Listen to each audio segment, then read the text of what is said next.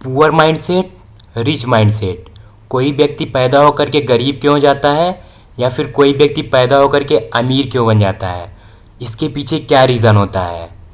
आप कहेंगे कि जो अमीर होते हैं वो पहले से अमीर होते हैं, या फिर वो बड़े बिजनेस बैकग्राउंड से होते हैं इसलिए अमीर हो जाते हैं।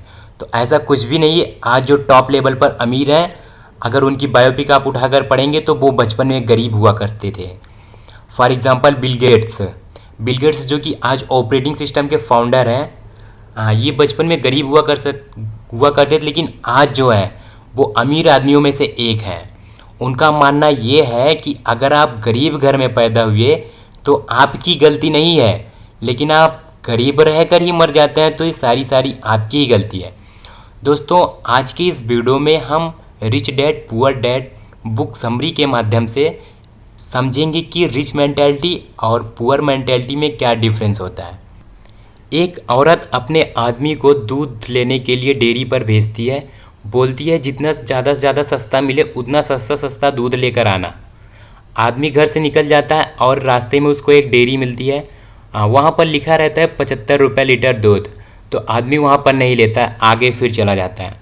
तो दूसरी दुकान आती है, तो दूसरी दुकान पर लिखा रहता है 73 रुपये लीटर दूध, तो वहाँ से भी नहीं लेता है। फिर एक तीसरी दुकान आती है, वहाँ पर लिखा रहता है 70 रुपये लीटर दूध, भैंस का दूध रहता है। तो आदमी वहाँ पर चला जाता है, देखता है बहुत लंबी लाइन लगी होती है क्योंकि 5 रुपया वहाँ कम मिल रहा था, सभी जगह 75-73 मिल रहा, तो उस डेयरी पर 70 रुपये लीटर दूध मिल रहा था और वहाँ पर बहुत ज़्यादा लंबी लाइन लगी होती है। तो आदमी भी उसी लाइन में लग जाता है।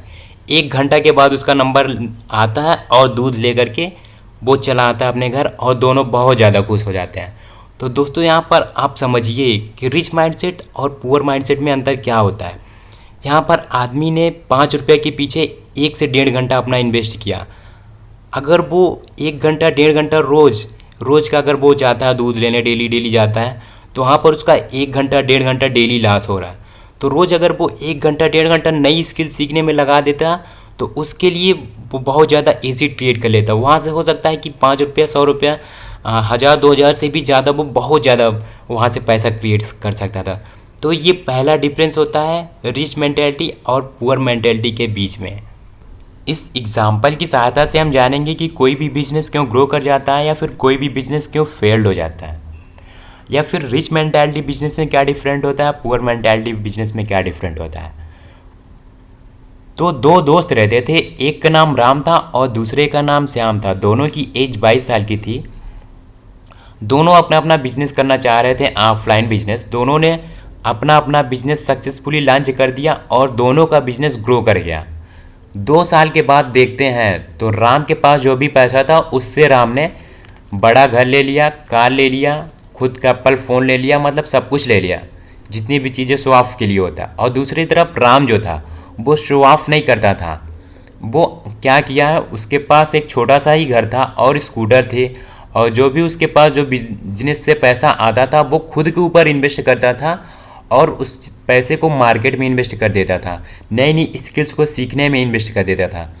तो यहाँ पर राम जो था उसका बिजनेस भी ग्रो कर रहा था और श्याम का भी बिजनेस ग्रो कर रहा था, लेकिन राम के पास जितने सब कुछ था उतना सब कुछ श्याम के पास नहीं था।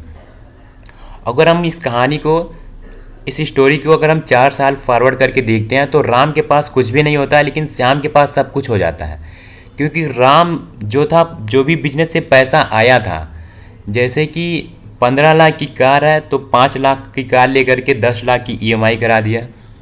घर बनवाना हुआ तो उसके लिए होम लोन ले लिया।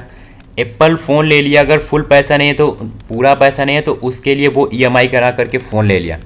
तो यहाँ पर राम ने क्या किया, लायबिलिटीज़ को ख़रीदा है, मतलब ऐसी चीज़ें जो कि हमारे जेब से पैसा निकालती रहती है हमेशा।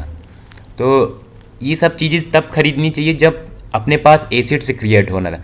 जब बिजनेस से बहुत ज़्यादा पैसा आ रहा है, लोन लेकर के या फिर ईएमआई करा करके, हम ईएमआई कराने की ज़रूरत ना पड़े, तब फिर ये सभी चीज़ें हमको लेना चाहिए। और दूसरी तरफ श्याम ने क्या किया, तो श्याम के पास 4 साल के बाद वो उसने कार भी ले लिया, घर भी ले लिया, सब कुछ ले लिया, लेकिन उसका भी बिजनेस डबल हो गया, मल्टीप्लाई हो गया। तो दोनों की वर्क में क्या अंतर था, दोनों के बिजनेस में क्या अंतर था। जो राम था वो लायबिलिटीज़ को खरीदता था और जो श्याम था वो एसेट को खरीदता था। अब यहाँ पर हमको समझना पड़ेगा कि लायबिलिटीज़ एंड एसेट में क्या डिफरेंट होता है। लायबिलिटीज़ वो सभी चीज़ें होती हैं जो हमारे जेब से पैसा निकालती हैं, और एसेट्स वो चीज़ें होती हैं जो कि हमारे जेब में पैसा डालती हैं। लायबिलिटीज़ के अंदर आ जाता है जैसे महंगा फ़ोन ले लेना, कार ले लेना ईएमआई पर। ये सभी चीज़ें क्या होती है, हर महीने हमारे पैकेट से पैसा निकालती हैं, तो at the end of the day हमारे पास कुछ भी पैसा नहीं होता। तो इसलिए राम का बिजनेस बंद हो गया और ग्रो नहीं कर पाया। और दूसरी तरफ जो एसिड्स है, जो श्याम था उसने एसिड क्रिएट किया, ऐसी चीज़ें जो उसके जेब में पैसा डालती हैं। जैसे कि श्याम ने क्या किया, खुद का घर ले लिया, घर तो ले लिया लेकिन उसको रेंट पर दे दिया, और बिजनेस खुद का खड़ा कर दिया, वो भी खुद का बिजनेस, 2 बिजनेस मल्टीप्लाई कर दिया। जब उसके पास पैसा हो गया तो अपने बिजनेस को मल्टीप्लाई कर दिया। वो अपने बिजनेस को इसलिए मल्टीप्लाई कर पाया क्योंकि उस बिजनेस से जो भी पैसा आ रहा था श्याम खुद के ऊपर इन्वेस्ट कर रहा था, अपने स्किल्स को ग्रो कर रहा था, अपने बिजनेस को सोच रहा था कि हमारा जो बिजनेस है इसको कैसे मल्टीप्लाई करें, जो इनकम, जो भी हमारे पास इनकम आ रहा उस इनकम को कैसे मल्टीप्लाई करें। यहाँ पर श्याम ने बॉन्ड से ले लिया, शेयर मार्केट में पैसा इन्वेस्ट कर दिया, तो लाइफ टाइम के लिए वहाँ से पैसा आ रहा था। तो ये डिफरेंट होता है एक पुअर मेंटेलिटी बिजनेस एंड एक रिच मेंटेलिटी बिजनेस में। दोस्तों, इस कहानी से हमको सीखने को मिलता है कि जो पुअर मेंटेलिटी के लोग होते हैं वो बिज़नेस तो करते हैं लेकिन उस बिज़नेस को ढंग से चला नहीं पाते हैं, क्योंकि बिज़नेस से जैसे ही पैसा आने लगा वो महंगी महंगी चीज़ें खरीद लेते हैं। उस चीज़ के लिए वो अफोर्डेबल नहीं होते हैं, फिर भी वो चीज़ें खरीद लेते हैं।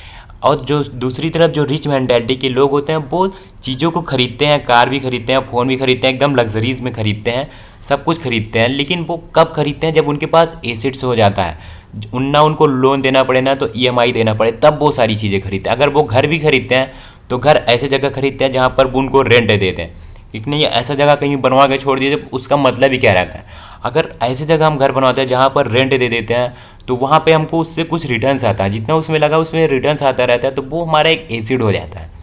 और जो सक्सेसफुल लोग होते हैं वो बॉन्ड में इन्वेस्ट कर देते हैं, मतलब कि शेयर मार्केट में इन्वेस्ट कर देते हैं, तो वहाँ से एंड ऑफ द डे अच्छा रिजल्ट आता है। वहाँ से क्या होता है, जो बैंक में पैसा रहते हैं तो वहाँ से 2%, 3% आता है, 5% आता है। और जो भी शेयर मार्केट में या फिर म्यूचुअल फंड में जो पैसा रखते हैं वो 15%, 18% का रिटर्न्स आता है। तो सिंपल सी बात है, छोटा छोटा जो परसेंट होता है इतने बहुत ज़्यादा रिटर्न्स आते हैं। और यहाँ पर हम कुछ सक्सेसफुल लोगों की हैबिट्स के बारे में बात करेंगे। जो सक्सेसफुल लोग होते हैं, जो रिच मेंटेलिटी के लोग होते हैं, वो खुद की स्टडी करते हैं, वो स्टडी करना पसंद करते हैं, बुक्स पढ़ना पसंद करते हैं।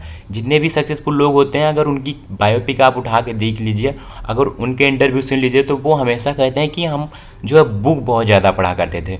क्योंकि दोस्तों, बुक पढ़ने से क्या होता है, माइंडसेट चेंज होता है, और माइंडसेट चेंज हुआ तो जो भी हम वर्क कर रहे हैं, जो भी एक्शन ले रहे हैं, वो सारी चीज़ें में हमारी चेंजेस आते हैं। सबसे बड़ा चीज़ यहाँ पर मेंटालिटी होता है, जो माइंडसेट होता है, वही माइंडसेट को चेंज करना बहुत ही ज़्यादा ज़रूरी होता है। क्योंकि माइंडसेट से ही सभी चीज़ें, अगर हमारा माइंडसेट क्लियर है किसी भी काम के प्रति, तो वो काम, वो वर्क हमें 100% सक्सेसफुल दिलाता है। दोस्तों, जो पुअर मेंटेलिटी के लोग वगैरह होते हैं वो टीवी बहुत ज़्यादा देखते हैं, और जो रिच मेंटेलिटी के लोग होते हैं वो टीवी वगैरह उतना ज़्यादा नहीं देखते। कभी आप देखे हैं कि टीवी में कभी कार वगैरह का, जो लग्जरीज कार वगैरह होते हैं, उनकी ऐड वगैरह नहीं दिखाया जाता। इसलिए नहीं दिखाया जाता क्योंकि उसको, उस टीवी वगैरह जो होती है, वो जो रिच मेंटेलिटी के लोग होते हैं वो नहीं देखते हैं। कभी लंबरगिनी या फिर लग्जरीज कार का ऐड देखते होंगे आप, टीवी में नहीं दिखाया जाता है। क्यों नहीं दिखाया जाता है? क्योंकि जो भी पुअर मेंटेलिटी के लोग होते हैं, फिर ऐसे लोग होते हैं जो टाइम स्पेंड करते हैं, अपना टाइम को चीज़ों के साथ ग्रो नहीं करते हैं, चीज़ों को सीखते नहीं। वैसे लोग अगर बिजनेस करते हैं तो फेल हो जाते हैं। इसलिए हमें, अगर कोई भी वर्क कर रहे हैं, पढ़ रहे हैं, फिर कुछ भी कर रहे हैं, तो चीज़ों को सीखना पड़ता है, खुद के ऊपर इन्वेस्ट करना पड़ता है, तब वहाँ से हमको अच्छा रिजल्ट आता है। तो दोस्तों, उम्मीद करूँगा आपको वीडियो अच्छी लगी होगी। वीडियो अच्छी लगी तो चैनल को सब्सक्राइब कर दीजिए और प्रेस करिए इस बेल आइकन को, ताकि ऐसे इन्फॉर्मेशन वीडियो आप मिस ना कर पाएँ। मिलते हैं आपको नेक्स्ट वीडियो में, तब तक के लिए थैंक्स फॉर वॉचिंग।